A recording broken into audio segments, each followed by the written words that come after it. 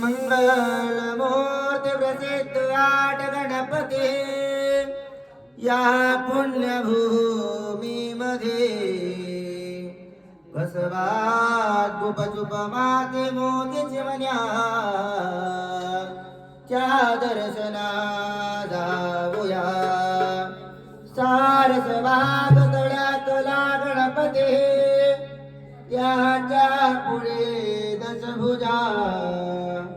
आठवा श्रीमंत दगडूशेठ गणपती पूजा श्री बोलावूया मोरया मोरया आम्ही वाढताने